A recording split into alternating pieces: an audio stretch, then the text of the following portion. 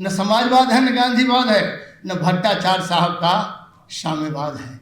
अभी तो केवल पैसावाद और सत्तावाद का दौर चल रहा है। अब नेता पैदा नहीं होता है, अब तो एमएलए पैदा होता है, एमपी पैदा होता है। इसीलिए वर्तमान केंद्र सरकार अपना नाटक कर रहा है। और कहाँ, 2 आदमी देश को बेच रहा है, 2 आदमी खरीद रहा है और सब देख रहा है। अपने साथियों को, जितने युवजन सभा और सोशलिस्ट पार्टी के कार्यकर्ता था, उनको ट्रेनिंग दिए। कलेक्टर नौकर बाहर आओ, मालिक मिलने आया है। क्या लोग को ऊपर, तंत्र को नीचे। आज पूरे देश में तंत्र है ऊपर और लोग है नीचे। जननायक कर्पूरी ठाकुर जब प्रथम श्रेणी में उत्तीर्ण हो गए मैट्रिक में, तो स्वर्गीय गोकुल ठाकुर, जो इनके दादा रामनाथ ठाकुर जी, वो लेके गए मालिक के यहाँ। मालिक के यहाँ मतलब गाँव में ही, सामंत के यहाँ, कि देखिए हमारा बेटा तो प्रथम श्रेणी से मैट्रिक कर गया। तो उन्होंने कहा बुआ गोड़ दबाओ, आशीर्वाद दे दिया। क्या झंझावात से गुजरे हैं सामंत, क्या स्थिति थी उस समय। अब तक कुछ लोग समाजवादी रहते हैं, बदल भी जाते हैं। समाजवाद पर चलना बहुत कठिन है और समाजवाद के राह को अपनाना, गिरना उतना ही आसान है। समाजवादी कह के आज हम सब लोग यहाँ, बहुत से समाजवादी विचार के साथी यहाँ जुड़े हैं। ये खुशी है कि आज पुराने साथियों से हमको मुलाकात हो रही है। ये रमाशंकर सिंह जी की कृपा है। मैं इसीलिए कहना चाहता हूँ, समाजवाद का नाम लेकर हम फूल सकते हैं, फैल नहीं सकता है समाजवाद। आज बहुत से लोग गरीबों के प्रवक्ता हैं इस देश में, बहुत से गरीबों के स्पोक्समैन हैं, but Karpoori Thakur was the man of the poor. गरीबों का आदमी थे और गरीब अपना आदमी समझते थे जननायक कर्पूरी ठाकुर को। यही उनकी पूंजी थी।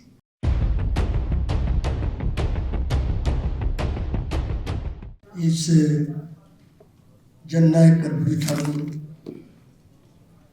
जन्म शती के समारोह में अध्यक्षता कर रहे हैं श्री राजकुमार जैन जी, और जिसमें संचालन या आयोजक जो हमारे परम आदरणीय रामशंकर सिंह जी कर रहे हैं। मैं सबसे पहले इस लोकनायक जननायक कर्पूरी ठाकुर के जन्म शती के अवसर रामशंकर सिंह जी को धन्यवाद करता हूं, और उत्तरोत्तर इस तरह के समारोह को आयोजन के लिए मैं उनके उत्तरोत्तर सफलता की भी कामना करता हूं। आज ऐसा वक्त है, समय बहुत कम है, लेकिन रामशंकर बाबू ने कुछ विषय भी रख दिया है। मैं उसमें जाऊं तो फिर बना शाह का सीमा टूट जाएगा, इसलिए मैं वहाँ नहीं जाऊँगा। मैं सिर्फ यही कहना चाहता हूँ, सबसे पहले जननायक कर्पूरी ठाकुर जी को श्रद्धा सुमन अर्पित करते हुए और उनको सत सत नमन करता हूँ।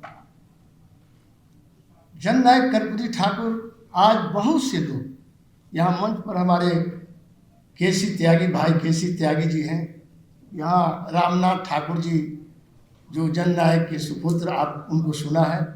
अभी हमारे राजकुमार जैन जी जो बनारस में ही तूफान नहीं, अब तो दिल्ली में रहने लगे, दिल्लीयाइट न हो जाए। डॉक्टर साहब कहते थे लोहिया जी कि दिल्ली है दिल वालों का, मतलब धन वालों का। इसीलिए राजकुमार जैन जी उसी रास्ते को अपनाइए जो रास्ता पहले से आपका है। और यहाँ हमारे जानते हैं सीपीएम माले के वरिष्ठ नेता, पूरे महासचिव आज दीपांकर भट्टाचार्य साहब यहाँ आए बम्बई से। एनडीए जो गठबंधन है उसकी मीटिंग से यहाँ पहुँचे, इनको जाना भी है। यहाँ एनडीए नहीं, एनडीए मैं इसलिए कह रहा हूँ, एनडीए खत्म हो गया, उसको जिंदा रखना है कि नहीं, समाप्ति कर दें तो लड़िएगा किसी, इसीलिए मैंने। तो अभी भाई शिवानंद तिवारी जी, आप जानते हैं हमारे समाजवादी वरिष्ठ नेता हैं। यहाँ हमारे अजीत झा जी को आपने सुने, एकेडमिक और शैक्षणिक जगत में। बी.आर. पाटिल साहब उपाध्यक्ष रहे हैं विधान परिषद के, कर्नाटक में हमारे पुराने दोस्त हैं। और मैं कितना नाम लूँ, अभी आपने सुना भाटिया को, एक से एक विद्वान यहाँ अपने नरेंद्र पाठक जी जो जीवनीकार हैं कर्पूरी जी के लिए, अच्छा साहित्य में उन्होंने एक स्थान दिया है। मैं सिर्फ यही कहने आया हूँ कि जननायक कर्पूरी ठाकुर, क्योंकि बहुत शॉर्ट में कहना चाहता हूँ, आज बहुत से लोग गरीबों के प्रवक्ता हैं, इस देश में बहुत से गरीबों के स्पोक्समैन हैं, but Karpoori Thakur was the man of the poor. गरीबों का आदमी थे और गरीब अपना आदमी समझते थे जननायक कर्पूरी ठाकुर को। यही उनकी पूंजी थी और कोई पूंजी नहीं। नंबर 1। नंबर 2, शोषित पीड़ित दबे कुचले लोगों का हक हकूक की लड़ाई लड़ते हुए जननायक कर्पूरी ठाकुर ने पूरे जीवन पर्यंत अपने जीवन को न्यौछावर कर दिया और वो जीवन पर्यंत समाजवादी रहे। अब तक कुछ लोग समाजवादी रहते हैं, बदल भी जाते हैं। समाजवाद पर चलना बहुत कठिन है और समाजवाद के राह को अपनाना, गिरना उतना ही आसान है। समाजवादी कह के आज हम सब लोग यहाँ बहुत से समाजवादी विचार के साथी यहाँ जुड़े हैं। ये खुशी है कि आज पुराने साथियों से हमको मुलाकात हो रही है। ये रमाशंकर सिंह जी की कृपा है। मैं इसीलिए कहना चाहता हूँ, समाजवाद का नाम लेकर हम फूल सकते हैं, फैल नहीं सकता है समाजवाद। समाजवाद कैसे फैले? जो रमाशंकर बाबू ने कहा, पिछड़ों, दलितों, गरीबों और बिहार में जो जीन है, इसका कैसे विस्तार हो ताकि देश भर को रोशनी मिले समाजवाद का। समाजवाद में तो बहुत लोग हैं, ये बहुत बड़ा व्यापक फिलोसफी है। समाजवाद मिटेगा नहीं, कुछ समय के लिए कुंद जरूर हो गया है। रमाशंकर बाबू, मैं आपको धन्यवाद देना चाहता हूँ। कुंद समाजवाद को आप फिर से जिंदा करने के लिए एक परिपाटी शुरू किया है, इसलिए आपको मैं बहुत बहुत धन्यवाद देता हूँ। कुंद हो गया है समाजवाद। जननायक कर्पूरी ठाकुर के विषय में मैं ज़्यादा नहीं कहना चाहता हूँ। यदि आज मैं, जयशंकर भाई बैठे हैं, पत्रकार हैं, हमारे दोस्त हैं, यहाँ संतोष भारतीय जी हमारे साथ 89 में पार्लियामेंट में आए थे। 5 बार हम लोग सभा में आए। एक बार मौका मिल गया था भारत सरकार में कैबिनेट मंत्री फूड भी बनने का। मैं कहना ये चाहता हूँ कि जननायक कर्पूरी ठाकुर का यदि हम आज संस्मरण सुनाने लगेंगे तो पत्थर भी आंसू बहाने लगेंगे। इसीलिए मैं यहाँ ज़्यादा नहीं बोलूँगा, समय कंस्ट्रेन है। मैं इतना ही कहा, वाल्मीकि जी हमारे दोस्त हैं, बाबूलाल वाल्मीकि दलितों में काम करते हैं, बहुत से साथी आए हुए हैं, चंद्रवंशी जी हैं। तो मैं इसी बात को कहना चाहता हूँ, 1-2 संस्मरण सुना के अपनी बात को ख़त्म करना चाहूँगा। ज़्यादा कहूँगा तो लंबा हो जाएगा। रामनाथ भाई हमारे भाई हैं, इसको मालूम है क्या हुआ था 1972 में, जब मैं BSc पास किया था। मैं छात्र लीडर था उस समय मधुबनी RK कॉलेज, और यूनिवर्सिटी में परीक्षा देने आया था। तो मैं सोशलिस्ट पार्टी के कार्यालय लहरिया सराय दरभंगा में एक ठक्को साहब थे जो जिला सेक्रेटरी हुआ करते थे संयुक्त सोशलिस्ट पार्टी के। उसने मुझे कान में कुछ संस्मरण बताया। आप बीती बात मैं बता रहा हूँ, मैं किताब में पढ़ के कुछ नहीं बोल रहा हूँ, लेकिन उसको यहाँ बोलूँगा तो आपको पत्थर आंसू बहाने लगेंगे, लेकिन इसको हम पूरा इलेबोरेट नहीं कर सकते। उन्होंने कहा था, जननायक कर्पूरी ठाकुर जब प्रथम श्रेणी में उत्तीर्ण हो गए मैट्रिक में, तो स्वर्गीय गोकुल ठाकुर जो इनके दादा रामनाथ ठाकुर जी, वो लेके गए मालिक के यहाँ। मालिक के यहाँ मतलब गाँव में ही सामंत के यहाँ, कि देखिए हमारा बेटा तो प्रथम श्रेणी से मैट्रिक कर गया। तो उन्होंने कहा, बुआ गोड़ दबाओ, आशीर्वाद देते हैं। क्या झंझावात से गुजरे हैं सामंत, क्या स्थिति थी उस समय। उस समय तो आज़ाद भी नहीं हुआ था देश। चूँकि मान लीजिए 24 जनवरी 21 को उनका जन्मदिन कितना करेक्ट है तो रामनाथ जी बताएंगे, लेकिन मैं नहीं समझता हूँ कि ये पूरा करेक्ट है। हालांकि नरेंद्र पाठक जी इसको सुधार करेंगे, लेकिन यदि यही है तो जोड़ लीजिए, 15 साल जोड़ दीजिए तो 36 हुआ। तो 1936 का ये वाक्य होगा। मैं इसीलिए कह रहा था कि अरुण श्रीवास्तव भी सुन रहे हैं, क्या बीता होगा। अब वहाँ छोड़ देता हूँ मैं। अब चले आइए 71 में भी मुख्यमंत्री रहे, लेकिन के बाद जब विपक्ष में का काम कर रहे थे, बहुत बड़ा एक दरभंगा में प्रदर्शन हुआ। रणनीति क्या था? जैसे हमको रमाशंकर बाबू ने कहा कि पिछड़ों, दलित, गरीबों की रणनीति क्या अपनाते थे, उसने अपने साथियों को, जितने युवजन सभा और सोशलिस्ट पार्टी के कार्यकर्ता था, उनको ट्रेनिंग दिए। कलेक्टर नौकर बाहर आओ, मालिक मिलने आया है। क्या लोग को ऊपर, तंत्र को नीचे। आज पूरे देश में तंत्र है ऊपर और लोग है नीचे। लोग कितने, ये सही है कि नहीं रमाशंकर बाबू? ये रणनीति था जननायक कर्पूरी ठाकुर का। मैं यही संस्मरण ज़्यादा सुनाऊंगा तो लंबा हो जाएगा। मेरा आप बीती कुछ संस्मरण है। 1977 में अब रामनाथ भाई मुझसे मिलने के लिए आए थे, इनको याद है या नहीं है। एमएलए फ्लैट में जब मैं 25 वर्ष की अवस्था में मैं एमएलए चुना गया था, क्योंकि जेपी मूवमेंट में जननायक कर्पूरी ठाकुर की अहम भूमिका रही थी। 73 से लेकर 77 जननायक कर्पूरी ठाकुर की अहम भूमिका रही। भूमिगत होकर भी नेपाल में वीरपुर में हम लोग को मीटिंग में बुलाए थे। हम छात्र नेता थे और तो सब पुराने नेता थे। धनिकलाल मंडल जी जो गिरिराज मंत्री थे, विनायक बाबू थे, परमेश्वर कुंवर जी थे, रामविलास पासवान जी थे, चौधरी जी थे, जहाँ हमारे शिवानंद भाई जाते रहते हैं, रामफल चौधरी ब्रह्मपाल नहीं, वहाँ नहीं, नेपाल। मैं सतपर का, हाँ, केसी त्यागी भाई। वीरपुर की बात कर रहा हूँ। सच्चिदानंद मुखिया हुआ करते थे। जंगल में एक मीटिंग बनाए कर्पूरी जी, मैंने मजदूर के ड्रेस में ट्रक पर आए, चूँकि अरेस्ट हो जाते, और वहाँ जाकर भाषण देके हम लोग कहा, देखो बाहर नहीं रहने देगा ये तुम लोगों को, ये जो शासन है, जल्दी जल्दी सब पर्चा वर्चा निकालो, तानाशाही आ गया देश में। वो आपातकाल आया। आपातकाल में हम लोग जेल चले गए, और मैं समझता हूँ 3 महीना तो आपात भूमिगत काम किए। इसके बाद कर्पूरी जी कहाँ गए मालूम है, कितनी लड़ाई लड़ते रहे, सबको निर्देश देते रहे। जोगबनी से आए ट्रक से चढ़ गए।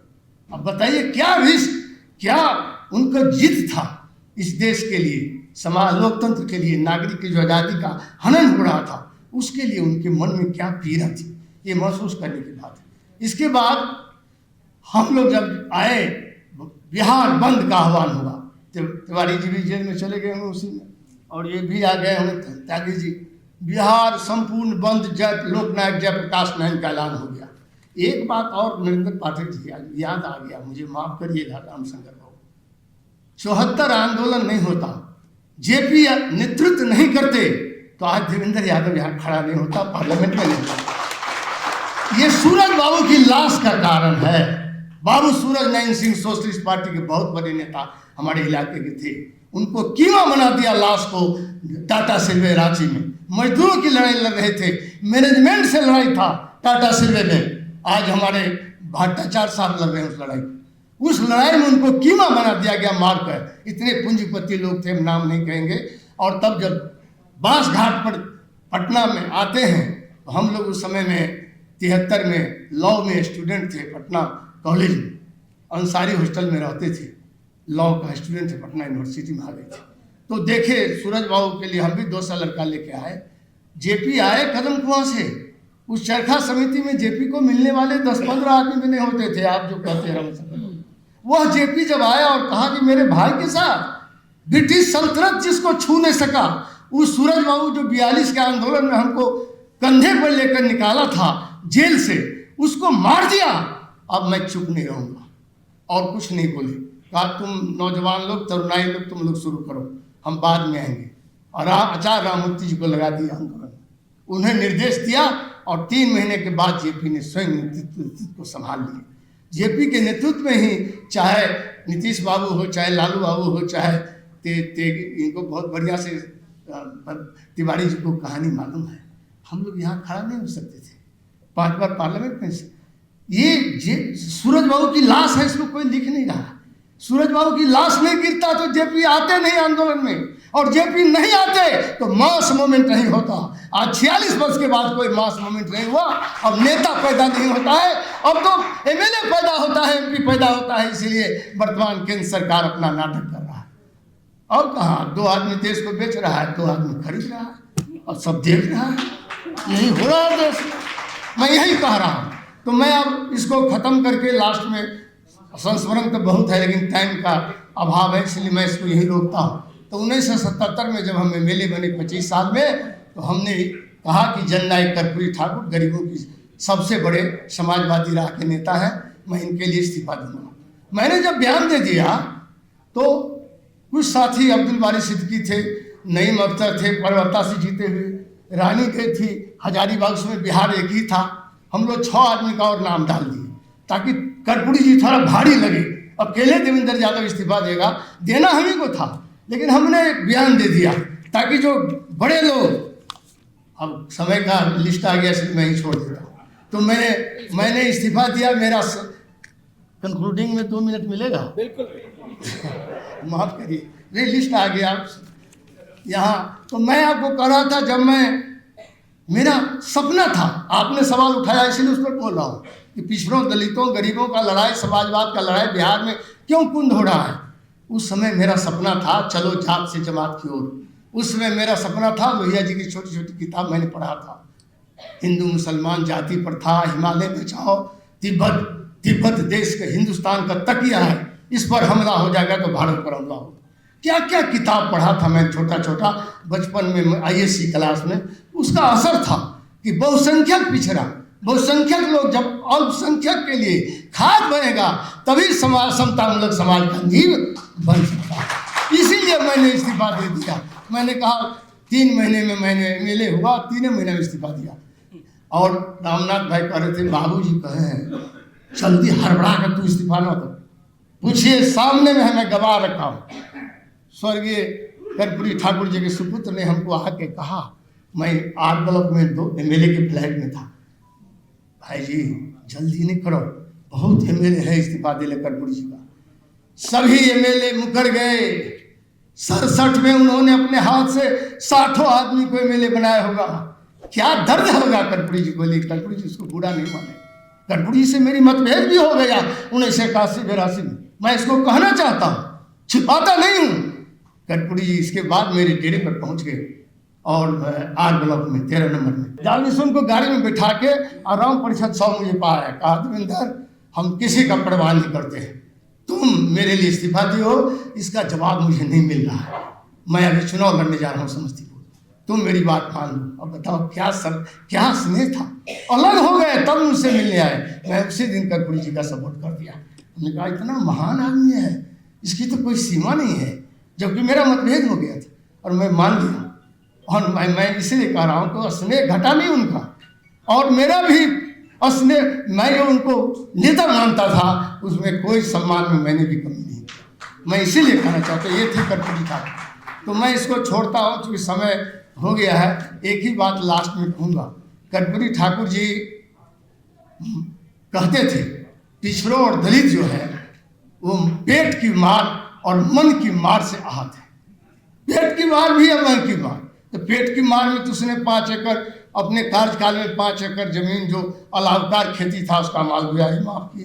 उन्होंने अंग्रेजी, विदाउट अंग्रेजी डिवीजन कर्पूरी ठाकुर ने लगाया। कर्पूरी ठाकुर ने जो फार्मूला दिया आरक्षण का, मुंगेरी लाल ठीक कहा था उन्होंने, नरेंद्र पाठक जी, मुंगेरी लाल के कमीशन को पहली बार किसी ने हिम्मत किया, क्या नारा लगा था बिहार में, ये आरक्षण कहाँ से आई, सामंत लोगों को नहीं बचा कर्पूरी ठाकुर। विचारधारा होगा जब तक हृदय आपका समाजवाद में नहीं रहेगा, आप उस सिद्धांत को नहीं अंगीकार करिएगा। आज का ये जन्म शताब्दी उत्सव में उन्होंने बहुत से काम किए, चुंगी हटा दिया पुल पुलिया का कर्पूरी जी अपने कार्यकाल में, विदाउट अंग्रेजी मैट्रिक तक गरीबों को पास करने का एक मनोबल भी बढ़ाया और पेट का भी समस्या हल किया। मैं जब मंत्री बना 96 में, मुझे कर्पूरी जी याद आ गया, तो मैंने 37 करोड़ लोग उसमें BPL एस्टिमेट लाया। प्लानिंग कमीशन मधुकर मुफ्ती जी प्लानिंग कमीशन के डिप्टी चेयरमैन थे और हमको कहा कि देवेंद्र कुछ करो। हमने कहा कि सर मैं 2 रुपये किलो गेहूँ, 3 रुपये चावल 37 करोड़ लोगों के लिए लागू करूँगा। देश में लागू कर दिया, BPL और APL योजना लागू किया। देवगौड़ा प्राइम मिनिस्टर थे, कैबिनेट से पास कर दिया। अब ये 80 करोड़ कर रहा है वोट के लिए। अरे 37 करोड़ से ज़्यादा कर ही नहीं सकते हो, गेहूँ घट जाएगा, चावल घट जाएगा सेंट्रल पूल में, उतना नहीं है, लेकिन ये तो वोट लेना है इनको ना। तो मैं इसीलिए कह रहा हूँ कि आज कर्पूरी जी के प्रेरणा से मैंने एक कार्यक्रम गरीबों के पेट के लिए किया, निवाला दिया गरीबों को, जो समाज के अंतिम आदमी है, जो गरीबी रेखा के नीचे जीवन बसर करने वाले लोग। जितना ही मौका मिलेगा उतना ही नहीं करूँगा। इसके बाद मैं अब लास्ट में कहना चाहता हूँ, अभी न समाजवाद है न गांधीवाद है। अब रामाशंकर बाबू शुरू किए, हमको बहुत खुशी है। न समाजवाद है न गांधीवाद है, न भट्टाचार्य साहब का साम्यवाद है। अभी तो केवल पैसावाद और सत्तावाद का दौर चल रहा है। पैसा, ठीक कहा था BR पाटिल, पैसावाद और समाजवाद का युग चल रहा है। मैं इसीलिए आपसे निवेदन करने आया हूँ, इस पैसावाद और ये जो सत्तावाद है इसको ख़त्म करने के लिए कर्पूरी जी का जो समाजवादी राह है उसको यदि हम अपनाएंगे, यही सच्ची श्रद्धांजलि। थोड़ा भी पूरा नहीं अपना सकते हैं, जितना हम समाजवादी लोग इसको अपनाएंगे यही हम कर्पूरी जी के प्रति सच्ची श्रद्धांजलि होगी। क्योंकि अब हमारे पास कुछ नहीं है, न वो हसरत है, न वो अरमान है, न वो आस है, और केवल हमारे पास यादों के सिवा अब कुछ पास नहीं है। इन्हीं शब्दों के साथ